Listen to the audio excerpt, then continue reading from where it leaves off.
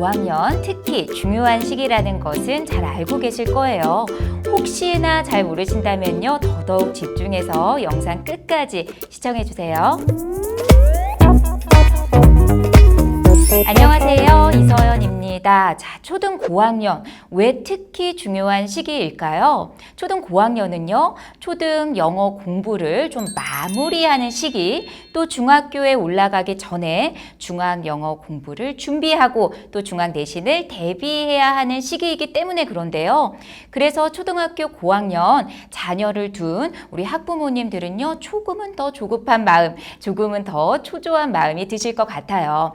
자, 초등학교에서 중학교에 올라가게 되면 어떠한 것이 어떻게 바뀌는지 한번 생각을 해보면요. 초등학교 영어 교육 과정은 의사소통 중심 교육 과정으로 되어 있어요. 이 부분은요, 교과서만 봐도 쉽게 알 수 있거든요. 초등학교 영어 교과서를 딱 보게 되면은 한 단원이 한 10페이지 남짓으로 되어 있습니다. 자, 그 안에 들어있는 활동을 살펴보게 되면은요, listen and say, listen and do, chant, sing along과 같은 음성교육 위주의 활동들이 많이 들어있단 말이에요. 자, 이 이야기를 다시 이야기하자면요. 상대적으로 문자 활동 경험의 기회가 적다라는 이야기가 되는 건데요. 중학교에 올라가게 되면 반대로 읽기 활동, 쓰기 활동이 주를 이루게 됩니다. 즉 문자 교육 활동이 주를 이루게 되는데요. 따라서 초등학교 때 읽는 경험, 쓰는 경험이 충분하지 않은 친구들은요. 사실은 중학교 올라가서 그 초등과 중학의 간극이 더 크게 느껴질 수 있다라는 거예요. 자, 한 가지 더 말씀을 드리면요. 중학교에 올라가게 되면 본격적으로 평가라는 부분이 따라붙게 됩니다. 자, 이 평가는 지필평가가 있겠고요. 또 수행평가가 있을 수 있어요. 자, 크게 두 가지를 합쳐서 우리가 내신이라고 하는 거고요. 자, 내신의 밑바탕은 정확성에 있습니다. 자, 이 정확성이 어디서 오느냐? 사실은 중학교 내신에서 조금 힘들어하는 친구들은요. 문법과 단어에 구멍이 있는 경우가 많아요. 자, 그런데 우리 어떤 어머님들 말씀하십니다. 우리 아이는요, 문법 공부도 열심히 하고 단어 공부도 열심히 했거든요. 그런데 중학에 올라가서 성적이 기대만큼 나오지 않아요. 라는 경우가 있거든요. 사실 이 경우는요, 우리 아이가 문법 공부, 단어 공부를 열심히 했다, 안 했다라는 표면적인 이야기가 아니고요. 그렇게 학습한 개념들을 실제로 적용하고 응용할 수 있는 활용 능력이 있냐 없냐에 대한 문제가 되는 거죠. 자, 우리 초등학교 고학년 학부모님들 또 어떤 부분이 있냐면 선행이냐 복습이냐라는 이 두 부분에 대해서도 고민을 많이 하셔요. 제가 자신 있게 말씀드리는 것은 복습하라는 거죠. 그런데 이 복습을 어떻게 하느냐가 굉장히 중요한 거거든요. 그래서 중학에 소용되는 개념 그리고 중학에 활용되는 문제 해결력을 중심으로 해야 되고요. 제가 앞서 말씀드렸던 것처럼 활용력, 적용력, 응용력을 키우는데 초점을 맞춰서 복습을 해야 된다라는 지점을 좀 강조해서 말씀을 드릴게요. 자, 그러면 초등학교 고학년 영어 학습 전략 제가 크게 두 가지 말씀드릴 거거든요. 자, 제가 지금 가지고 있는 이 교재 초등 고학년 집중 영단어 교재 있고요. 또 초등 고학년 집중 영문법 교재 있어요. 자, 이 두 교재가 우리가 줄여서 초집중 시리즈라고 하거든요. 이 교재들을 활용해서 제가 예를 들어서 초등 고학년 영어 학습 전략 말씀드리도록 하겠습니다. 자, 영어학습 전략 첫 번째는요, 바로 이해를 위한 암기를 하라는 거죠. 자, 이 말이 무슨 말이냐? 무작정 암기하는 것은 안 된다라는 거예요. 자, 여기서 이해를 위한 암기라는 거는 이해의 핵심 포인트가 있습니다. 자, 우리 아이들이요, 지금 영어 학습 경험이 꽤 있어요. 지금 초등학교 고학년이잖아요. 자, 그런데 이렇게 그 개념들이 지금 머릿속에 따로따로 떨어져 있는 상태인데요. 이해를 완전하게 하기 위해서는 이 떨어져 있는 개념들을 서로 연관되는 개념을 연결하는 스킬이 바로 이해의 핵심 포인트예요. 자, 제가 예를 들어 드릴게요. 자, 아까 전에 방금 보여드렸던 초등 고학년 집중 영문법 교재고요. 자, 여기에서 보면은 제가 명사 부분 좀 보여드릴게요. 자, 명사의 특징들 나와 있습니다. 명사의 특징, 뭐 알고 있는 친구들도 있을 거예요. 자, 가장 큰 특징은 뭐냐? 하나보다 많을 때 명사는 형태가 변한다. 그런데 그 형태가 규칙적으로 변할 때도 있지만 불규칙적으로 변할 때가 있다라는 것이 명사의 가장 큰 특징입니다. 자, 그러면 이러한 특징을 알고 나서 우리 단어 공부를 할 때도 그러한 부분을 가지고 와서 이해하면서 암기를 해야 된다는 거죠. 우리 영단어 흔히 공부할 때 단어 리스트들 쭉 있으면 그거를 무작정 위에서부터 아래로 쭉쭉쭉쭉 공부를 해요. 그런데 그러한 방법이 아니고요. 지금 초집중 영단어 교재를 한번 예를 들어보면은요. 자, 이렇게 챕터 2 명사 단어 되어 있고요. 자, 명사 단어의 특징이 아까 뭐였죠? 복수형일 때 형태가 바뀌고 규칙적으로 바뀌는 부분, 그리고 불규칙적으로 바뀔 때도 있다라는 거였어요. 그러면 명사 단어들 중에서 규칙적으로 바뀌는 단어들은 어떤 단어들이 있는지, 또 불규칙적으로 바뀔 때는 또 어떤 단어들이 있는지에 대한 지점들을 이렇게 같이 이해하면서 공부할 수 있다는 거죠. 그래서 이해를 바탕에 둔 암기가 필요하다라는 지점을 제가 좀 말씀을 드릴 거고요. 그리고 또 하나 중요한 예시 하나 더 드릴 건데요. 그게 뭐냐면 사실 우리 초등학교 필수 영단어를 보면은 그 명사와 동사의 포션이 굉장히 크거든요.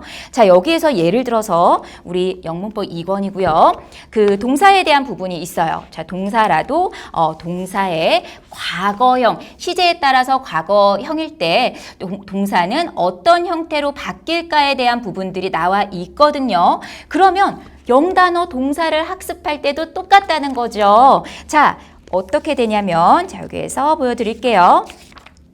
예를 들어서요. 이렇게 과거일 때 동사가 규칙적으로 바뀔 때가 있고요. 규칙적으로 바뀔 때 또 그 발음이 달라지는 경우가 있습니다. 그 발음까지도 같이 공부해 볼 수가 있는 거고요. 또 불규칙적으로 바뀌는 동사 단어들도 함께 공부를 할 수 있어요. 이렇게 공부하면 이해를 바탕에 둔 암기가 된다. 암기가 어떻게 더 효율적으로 된다라는 지점을 제가 좀 강조해서 말씀을 드릴게요. 자, 그리고 두 번째 학습 전략입니다. 영어 학습 전략 두 번째는요. 바로 개념부터 실전까지 빠르게 효율적으로 공부하자라는 부분인데요. 자, 예를 들어서요. 초집중 영단어 보시면요.